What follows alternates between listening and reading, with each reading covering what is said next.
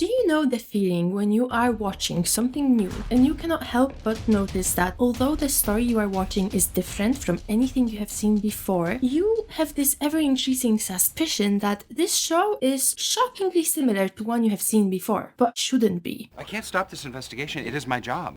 I have recently watched all 5 seasons of iZombie and was absolutely overwhelmed by how close this show is to Veronica Mars. Yet, iZombie is centered on an epidemic of brain-eating zombies. The worst that can happen? Try an inexplicable zombie outbreak.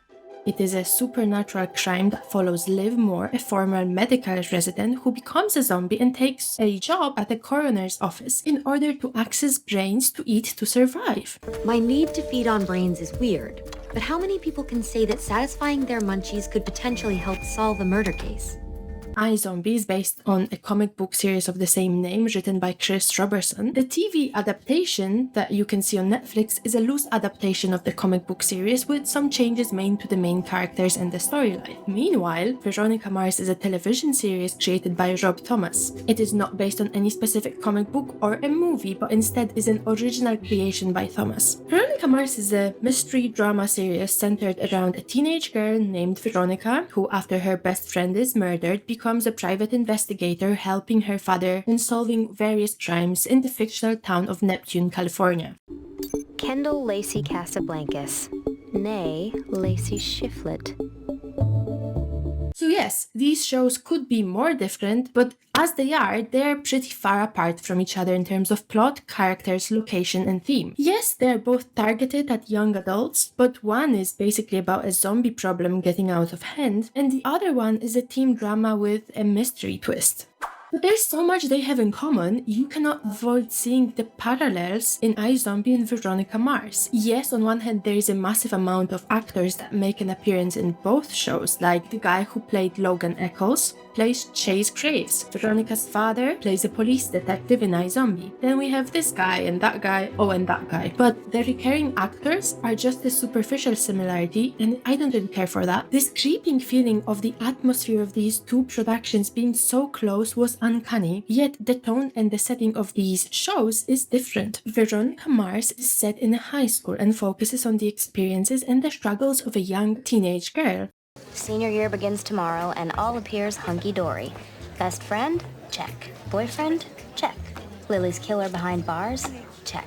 iZombie is set in a city filled with zombies and has more light-hearted, quirky tone. Did you post a picture of what I assume is Madison Brannock wrapped in sushi rice on your Instagram account?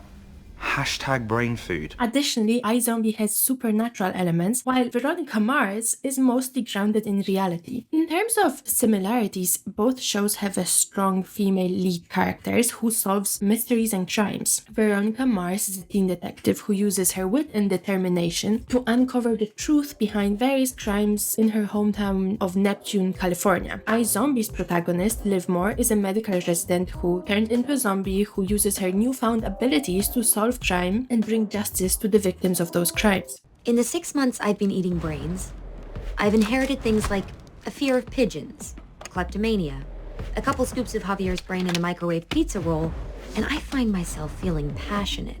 Both shows have a strong focus on character development and on relationships. The central characters form alliances and face challenges both professionally and personally. But really, the dialogue in both Veronica Mars and iZombie is well written and well delivered, and it plays a key role in moving the storyline forward and in developing the characters. Okay, so, any defining features?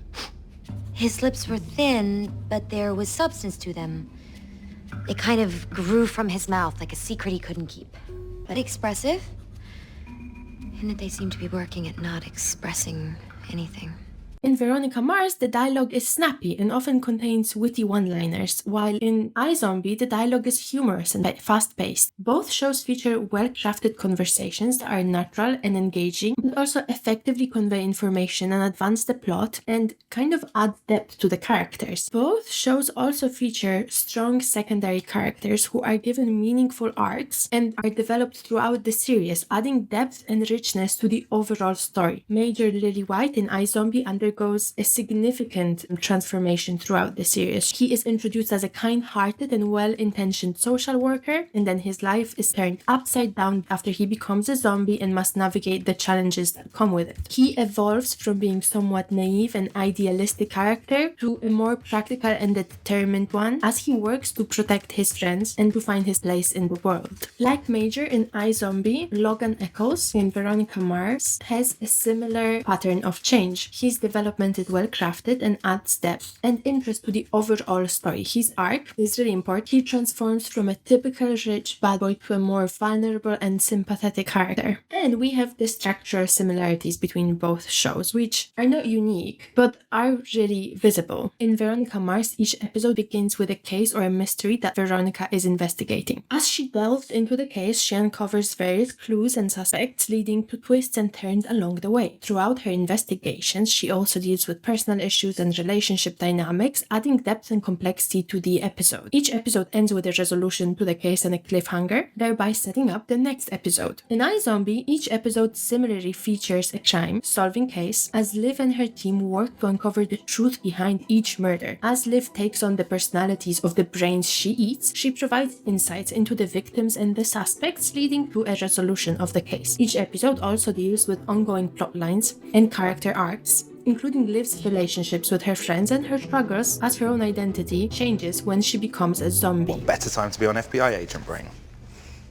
Then Veronica Mars and iZombie both explore themes of justice, power dynamics, and identity, but they do so in distinct ways and with different focuses. In terms of power dynamics, both shows explore how power is wielded and abused, and the consequences of such abuse. Now, in Veronica Mars, this often involves exposing corruption and the abuse of power by authority figures, while in iZombie, the focus tends to be more on the struggles for power within the zombie community and the efforts of the main characters to protect themselves from these outside forces.